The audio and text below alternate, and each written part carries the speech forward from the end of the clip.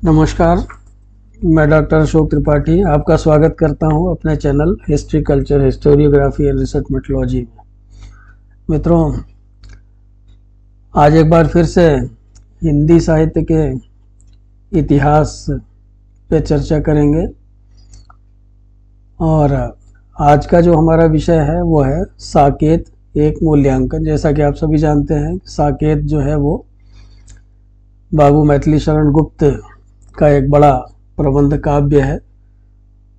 साकेत उनका काफ़ी प्रसिद्ध प्रबंध काव्य है। तो आइए आज इसके ऊपर हम चर्चा प्रारंभ करें। लेकिन चर्चा प्रारंभ करने से पहले आपसे निवेदन है कि आप चैनल को सब्सक्राइब अवश्य करें और यदि वीडियो आपको पसंद आए तो आप उस पर अपनी टिप्पणी भी अवश्य करें। तो आइए चर्चा प्रारंभ करते हैं। जैसा हमने अभी आपसे कहा कि साकेत मैथिली शरण गुप्त जी का एक काफ़ी प्रसिद्ध, काफ़ी नामचीन प्रबंध काव्य है और एक बड़ी अच्छी बात यह है कि जिन पात्रों को रामायण में उपेक्षित कर दिया गया था, जिनके बारे में बहुत ज़्यादा नहीं लिखा गया था, तो उन्हीं को आधार बना करके इस प्रबंध काव्य की रचना हुई है। ऐसा कहा जाता है कि इस प्रबंध काव्य की रचना इस उद्देश्य से हुई कि उर्मिला काव्य की उपेक्षिता न रह जाए। तो उर्मिला को नायिका बना करके राम काव्य लिखने की जो प्रेरणा थी वो आचार्य महावीर प्रसाद द्विवेदी से मिली थी मैथिली शरण गुप्त जी को। और द्विवेदी जी का एक लेख था, कवियों की उर्मिला विषयक उदासीनता। तो उसी लेख से मैथिली शरण गुप्त जी को इस बात की प्रेरणा मिली कि एक ऐसा काव्य लिखा जाए जिसमें उन पात्रों के ऊपर ध्यान केंद्रित किया जाए जिनके ऊपर पहले के कवियों ने बहुत ज़्यादा ध्यान नहीं दिया या उनको उपेक्षित कर दिया। तो उर्मिला का जहाँ तक सवाल है, आप कह सकते हैं कि वो राम कथा की एक बहुत ही साधारण सी पात्र थी। आप कह सकते हैं कि उसके बारे में अधिक जानकारी नहीं थी। बीच में कभी उसका नाम कहीं आ जाता था, भले आ गया। तो गुप्त जी ने उसके विरहिणी जीवन को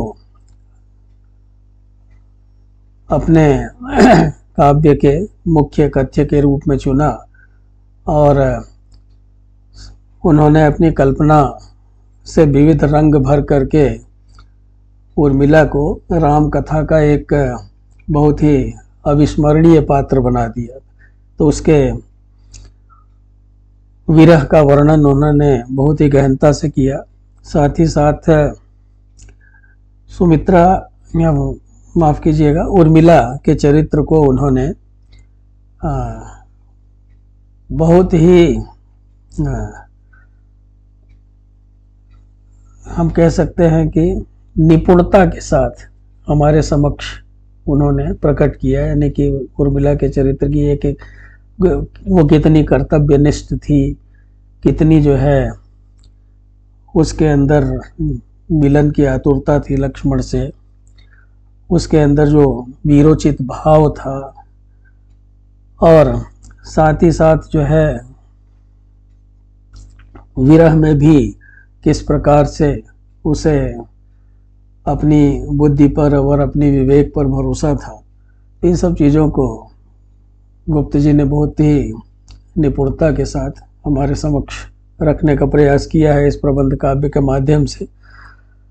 और हालांकि गुप्त जी की आलोचना भी की जाती है। बहुत सारे आलोचक हैं जो कि वो ये कहते हैं कि उर्मिला की विरह दशा जो है वो यद्यपि गुप्त जी का लक्ष्य माना जाता है, लेकिन अगर देखा जाए तो गुप्त जी जो है वो कई बार अपने लक्ष्य से भटक जाते हैं। उन्हें जो है विरह वर्णन में उतनी सफलता नहीं मिली जितनी सफलता मिलनी चाहिए थी। जबकि अगर देखा जाए तो जो मिलन का वर्णन है लक्ष्मण के साथ, जो उनके संवाद वगैरह होते हैं, विनोद वार्ता होती है, वो अधिक सजीव है। तो उर्मिला की विरह कथा का वर्णन करते हुए गुप्त जी जो है वो राम की कथा सुनाने लगते हैं। तो इस तरह से देखा जाए तो जो आलोचक हैं, बहुत सारे आलोचकों ने उनके ऊपर ये आरोप लगाया है कि विरह दशा का वर्णन पूरी तरह से करने में वो सफल नहीं हुए हैं। लेकिन कोई भी बड़ा काव्य जब हमारे समक्ष आता है तो उसके पक्ष में भी बहुत सारी बातें कही जाती हैं और उसके विपक्ष में भी बहुत सारी बातें कही जाती हैं। तो ऐसा नहीं है कि गुप्त जी उर्मिला के विरह का वर्णन करने में असफल रहे हैं। पूरी तरह से उन्होंने बड़ा सजीव वर्णन किया है। अच्छा, दूसरी बात ये भी है कि गुप्त जी का जो मूल उद्देश्य था साकेत महाकाव्य लिखने का, तो वो यही था कि कवियों का जो उर्मिला विषयक उदासीनता थी उसे प्रतिष्ठित करना था। यानी कि हम सभी जानते हैं कि राम वन में गए, उन्होंने बहुत सारा कष्ट सहा। सीता की जहाँ तक बात है, सीता ने चाहे जितने भी कष्ट सहे हों, लेकिन वो राम के साथ गई थी। तो चूंकि वो अपने पति के साथ थी तो इसलिए उनका कष्ट जो था वो उर्मिला के कष्ट के जितना नहीं था। उर्मिला साथ नहीं गई थी लक्ष्मण के। उर्मिला 14 वर्ष जो है उन्होंने अकेले बिताए। इसी तरह से भरत की पत्नी मांडवी थी, उन्होंने भी पति के वहाँ पर रहते हुए भी सन्यासिनी सा ही जीवन जिया।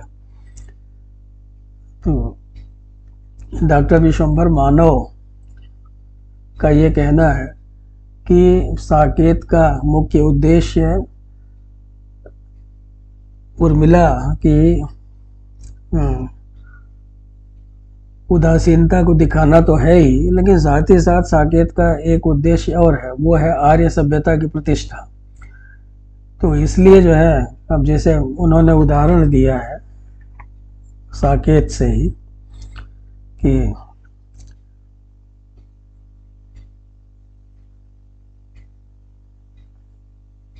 हरो भूमि का भार, भाग्य से लभ्य तुम, करो आर्य संवन्य चरों को सभ्य तुम। तो इस तरह की बातें जो है, जैसे मैथिली शरण गुप्त ने लिखी है, राम रावण का युद्ध जो है उसको दो सभ्यताओं का युद्ध बताया गया है, आर्य सभ्यता और अनार्य सभ्यता। तो राम कहते हैं कि मैं दूंगा अब आर्यत्व उन्हें निज कर से। इसी तरह से 11वें सर्ग में राम के कार्यों का विवरण देते हुए शत्रुघ्न कहते हैं कि जय जयकार किया मुनियों ने, 10 सुराज्य यूं ध्वस्त हुआ, आर्य सभ्यता हुई प्रतिष्ठित, आर्य धर्म आश्वस्त हुआ। तो इस तरह से यह भी बताया गया है कि आर्य सभ्यता की प्रतिष्ठा करना भी मैथिली शरण गुप्त का एक उद्देश्य था रचना का, साकेत महाकाव्य का। मित्रों, साकेत महाकाव्य में हम ये देखते हैं कि चरित्र चित्रण में गुप्त जी को सबसे अधिक सफलता मिली है और उन्होंने बहुत सारे चरित्रों का, राजा दशरथ का, कौशल्या का, कैकेयी का, सुमित्रा का, भरत, लक्ष्मण, उर्मिला आदि का चरित्र चित्रण उन्होंने किया है। और तो गुप्त जी को चरित्र चित्रण में बहुत सफलता मिली है। और राम जो है वो पुरुषोत्तम है, सीता, मांडवी अपने पतियों को बहुत प्रिय हैं, कौशल्या का माता के रूप में चित्रण किया गया है। इसी तरह से सुमित्रा जो है वो माता तो है ही, लेकिन एक छत्राणी का जो स्वभाव है वो उनके चरित्र में दिखाया गया है। दशरथ जो है वो, जैसा कि हम सभी जानते हैं, किस प्रकार से वरदान देकर के धर्म संकट में पड़ गए थे, तो उसको बखूबी गुप्त जी ने दिखाया है। इसी तरह से भरत लक्ष्मण इत्यादि जो है वो किस तरह से अपने भाई से प्रेम करते हैं, तो वो इनके चरित्रों में उभर करके बहुत अच्छी तरह से सामने आया है। और कैकेयी के भी जो भावनाएं हैं उनका उतार चढ़ाव बड़े अच्छे ढंग से, बड़े वैज्ञानिक ढंग से उन्होंने दिखाने का प्रयास किया है। और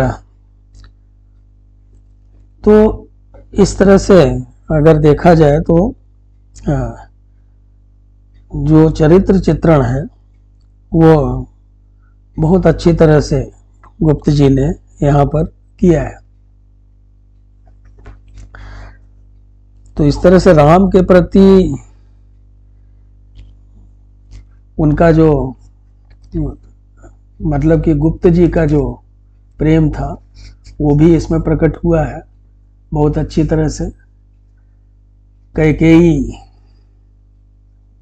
की कठोरता को उन्होंने बहुत अच्छी तरह से चित्रित किया है, दिखाया है। और साथ ही साथ जो है एक तरह से जो उनके भावों का जो विरोधाभास है उसको भी, जैसे कभी वरदान तो मांग लिया, वरदान मांगने के बाद लेकिन जो उसके परिणाम हुए तो उसके परिणाम घातक सिद्ध हुए। उसके बाद फिर उनके भावनाओं में जो बदलाव आता है उसको उन्होंने बहुत अच्छी तरह से दिखाया है। संयोग श्रृंगार की बात हम करें तो गुप्त जी जो है वो संयोग काल के ही कवि हैं। साकेत में उर्मिला लक्ष्मण के 3 मिलन स्थल हैं, प्रथम, अष्टम और द्वादश सर्ग के उत्तरार्ध में।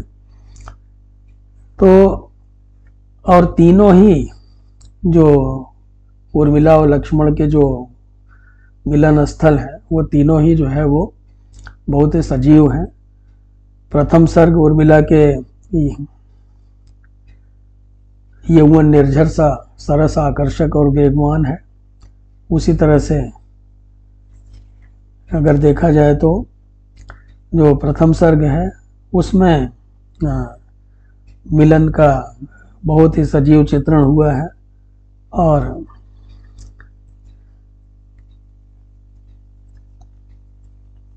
जो संयोग श्रृंगार की विभिन्न अवस्थाएं हैं वो हमें यहाँ पर दिखाई पड़ती हैं।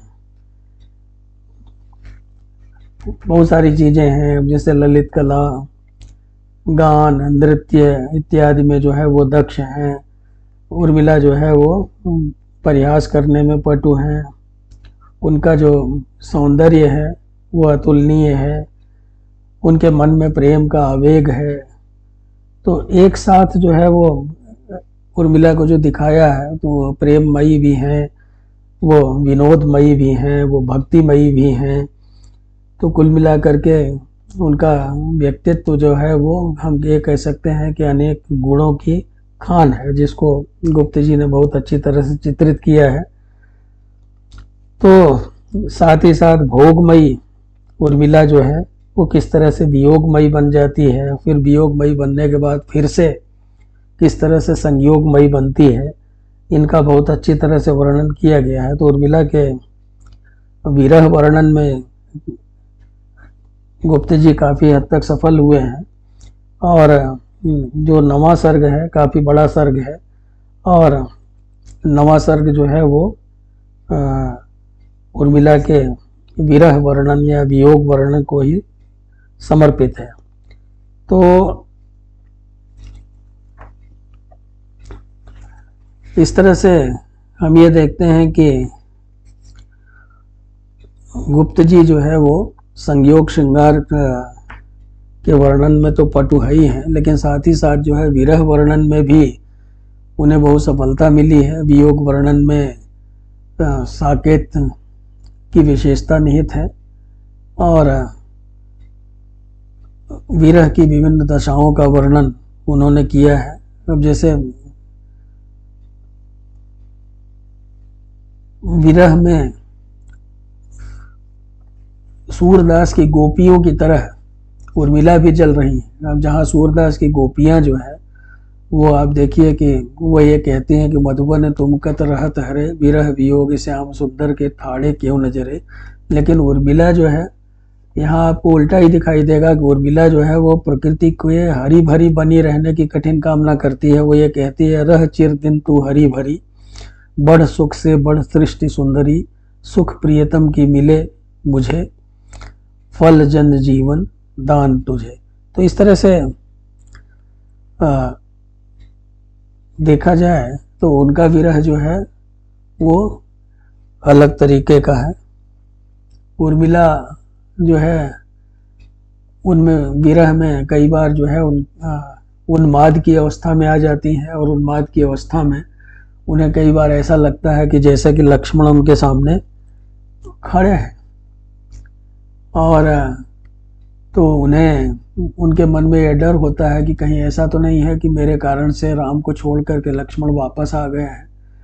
और फिर वो ये कहती हैं कि प्रभु नहीं फिरे क्या तू भी फिरे, हम गिरे अहो तो गिरे गिरे। तो उर्मिला लक्ष्मण का विरह जो है वो पति पत्नी का एकांतिक विरह नहीं है, बल्कि वो एक ऐसा विरह है जिसके कारण प्रजा भी शोक संपत्त है। उर्मिला के विरह में वेदना तो है ही, लेकिन वो वेदना जो है उज्जवल और गौरवपूर्ण है। तो विरह भावना को कर्तव्य निरपेक्ष न रहकर उसे कर्तव्य कुल गौरव की भावना के अनुरूप बनाकर गुप्त जी ने रखा है। और जो हम कह सकते हैं कि व्यक्तिवादिता पर सामाजिकता का दबाव है। प्रकृति चित्रण भी दिखाई देता है। प्रकृति चित्रण में गुप्त जी बड़े पटु थे, और साकेत में जगह जगह जो है वो प्रकृति चित्रण का हमें दिखाई देता है। और प्रकृति चित्रण में अब जैसे हम लोग पढ़ते हैं, तरन तनुजा तट तमाल तरुअर बहुछाए, ऐसे बहुत सारे पंचवटी का दृश्य है। और अब जैसे एक दृश्य देखिए आप जो है प्रकृति चित्रण का, कि अरुण पट पहने हुए आह्लाद में, कौन यह बाला खड़ी प्रासाद में, प्रकट मूर्तिमती उषा ही तो नहीं। इसी तरह से जहाँ तक साकेत के महाकाव्यत्व का प्रश्न है, तो साकेत के महाकाव्यत्व के ऊपर भी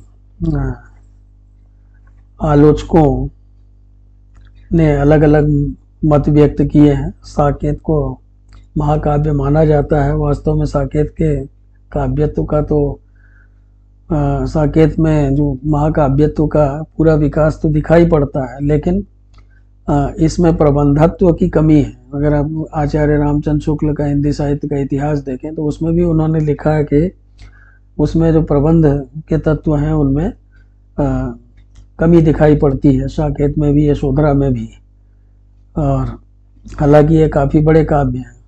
साकेत में महाकाव्य के बहुत सारे लक्षणों की पूर्ति का प्रयास किया गया है, और परंतु महाकाव्य के लिए कुछ बातें बहुत ही आवश्यक होती हैं, और वो बातें जो हैं वो हैं, उसमें एक तो प्रबंधबद्ध कथानक होना चाहिए, चरित्र चित्रण बहुत अच्छी तरह से किया जाना चाहिए, उसमें दृश्य वर्णन होने चाहिए, साथ ही साथ रसों से भरपूर होना चाहिए, उसे रस युक्त होना चाहिए। तो कथानक जो है वो की पहली आवश्यकता यही है कि कथानक जो है वो पहली आवश्यकता है इसके लिए। और तो गुप्त जी जो है वो उनकी काव्य क्षमता संदेह से परे है, और कथानक भी उनके सामने जो है, जो उन्होंने कथानक चुना था अपने काव्य के लिए, तो वो कथानक काफ़ी विस्तृत था। और लेकिन आलोचकों का ये कहना है कि उस कथानक का वो ठीक से उपयोग नहीं कर सके। अब जैसे एक 11वें और 12वें सर्ग में जब उन्होंने हृदय खोलकर राम के वन पर्यटन, राम रावण युद्ध और रणसज्जा आदि का वर्णन किया है, तब उन्हें स्वतंत्र वर्णन का रूप देने में कोई हानि नहीं थी। थोड़े से उलट फेर के साथ ही वो जो है प्रबंध के अक्षुण्ण रहने से तो अब जो साकेत में ही सारी घटनाओं के विवरण अथवा दर्शन की अस्वाभाविकता आई वो तो वह न आ पाती और निश्चय ही साकेत को एक महाकाव्य का रूप प्राप्त हो सकता था। तो थोड़ी बहुत कमियां थीं, लेकिन फिर भी कुल मिलाकर के वो बहुत अच्छा काव्य बन पड़ा है। भाषा, छंद इत्यादि की बात करें अगर हम, तो भाषा साकेत की जो है वो बहुत अच्छी है। कहीं चिकनी है, कहीं खुरदुरी है, कहीं नुकीली है और भाषा पाठकों को अपनी ओर आकर्षित करती है। बहुत आकर्षक भाषा है, बहुत सरल भाषा है, सानुप्रासिक है जगह जगह। छंद जो है वो भावानुकूल है और अंत्यानुप्रास के ऊपर तो उनका पूरा अधिकार था गुप्त जी का। और एक विशेष बात यह है कि उनकी भाषा जो है वो बहुत सरल है, उसमें दुरूहता नहीं दिखाई देती। कोई भी जो है पढ़ करके उसको बहुत अच्छी तरह से समझ सकता है। और तो खड़ी बोली के कवियों में गुप्त जी निश्चय ही बहुत ही ऊंचा स्थान रखते हैं और कहीं कहीं एक आध बार हो सकता है कि तुकबंदी में थोड़ी बहुत कमियां दिखाई दे जाएं, लेकिन कुल मिला करके साकेत जो है वो एक बहुत उच्च कोटि की रचना है, एक प्रौढ़ रचना है और निश्चय ही कवि जो है वो अपने कथानक के साथ पूरी तरह से न्याय करने में सफल हुए हैं। तो मित्रों, अगर आपको ये वीडियो पसंद आई हो तो आप जो है अपना कमेंट अवश्य लिखें और चैनल को सब्सक्राइब करें। आपका बहुत बहुत धन्यवाद। नमस्कार।